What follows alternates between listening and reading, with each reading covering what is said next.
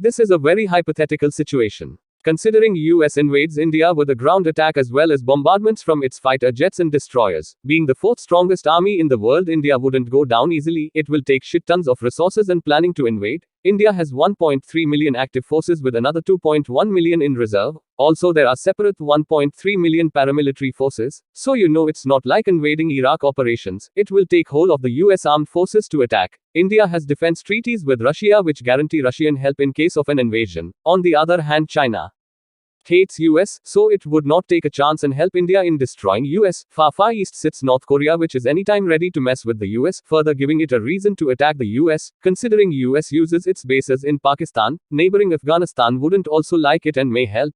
Also, there is a very negative view about the US in Pakistan, so the terrorists will also try to disrupt their operations. Also, Iran is a close ally of India, so it will also join the fight. The world will be against US as India did not start the war, so the US would lose its influence over its allies as well as over the world. I guess the dollar would also collapse, not sure about this one.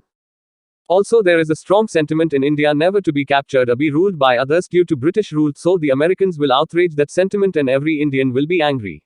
Indian armed forces are very experienced in all kinds of environments such as desert, snowy, guerrilla warfare, so we would know how to fight. We have many renowned sects in our country such as the Sikhs, Nagas, Marathas, Rajputs, Gurkhas etc., which are known worldwide for their might and courage.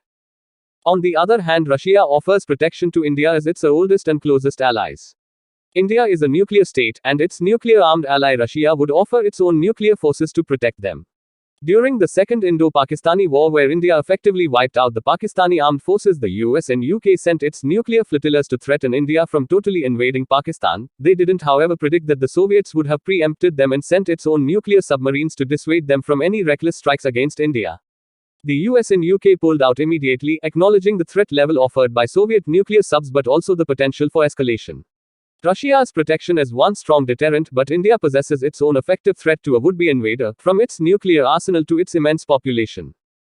Moreover, if USA tries to invade it, it will deploy 3 to 6 carrier strike groups, with a combined air strength of around 400 aircraft, 6 CSG, in the Indian Ocean, and will probably carry out a huge airstrike at Andaman and Nicobar Islands.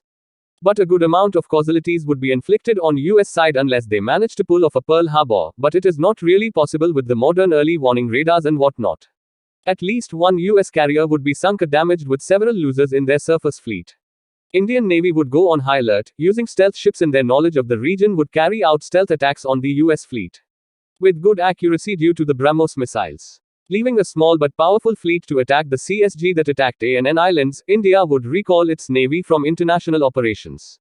All nuclear subs would be deployed far to ensure second strike capability, and a good logistics infrastructure would be set up to sustain them at sea for a long time. Older diesel-electric subs would be deployed near the coastline to observe and defend their homeland from the US fleet. Newer advanced, stealthy subs and frontline warships like Kolkata and Sivalik class would be moved away from the mainland so as to attack the US fleet from their open flank. As soon as the US attacks, the Indian fleet would defend hard and aggressively, with aircraft carrier Vikramaditya and Vikrant if she's ready at that time. While the US is busy taking care of the Indian fleet, the stealth ships will attack from the exposed flank and inflict heavy damage on the CSGs, the Indian ships coming in and going out of US radar range. The Indian Air Force would mobilize and join the Navy in the fight as India has the homeland advantage. The first US wave would be defeated by the Indian Navy and Air Force, though heavy losses would be inflicted on the Indian side as well, like the loss of advanced warships and coastal air bases. The second attacking wave of the US would be able to do significant damage to the Indian armed forces. India will deploy its BrahMos missiles and good air defense systems to the coastline and will use coastal radars for tracking and guiding provided they are not destroyed already. Indian Army will mobilize civilians, especially ones in the coastal regions, would be trained to spot any US invasion. Indian Army will be on full alert. All beaches will be under constant surveillance via radars and satellites. Shipyards like Kochi shipyard capability to build carriers will be fortified. US manages to get 500k men and women on a beach. They would initially gain some land as India cannot get their 1 million strong army to one place together that quickly.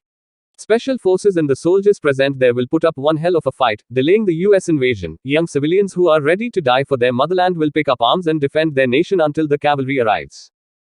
India fully mobilizes the full power of Indian Army and whatever is left of the Air Force strikes, and strikes hard, thus slowing the invasion down by a significant margin. US F-A-18s would inflict heavy damage on Indian troops, but air defense systems would also inflict heavy damage on US aircraft. India hastily commissions new warships and recommissions old ones that haven't yet been scrapped. INS Virat may also be recommissioned if not too far gone. While a complete bloodshed is going on between American and Indian troops, many Indians at key positions would start doing everything in their power to save their homeland. Most countries would want peace as India is a major economy, and if India goes down, so does the world economy by a significant margin.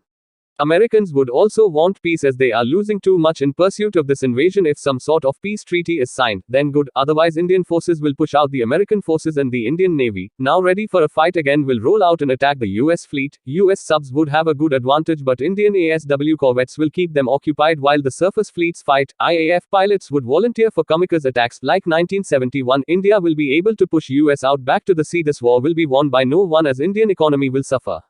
India's Navy and Air Force completely destroyed, half of US fleet destroyed, many carriers sunk, many soldiers dead, trade affected, sanctions put in place against them, but I am sure it will not invade it because, unlike other nations which the US has invaded either directly or indirectly under the guise of NATO, such as Afghanistan, Iraq, Libya or Syria, India is not ruled by a despotic dictator or an unstable regime.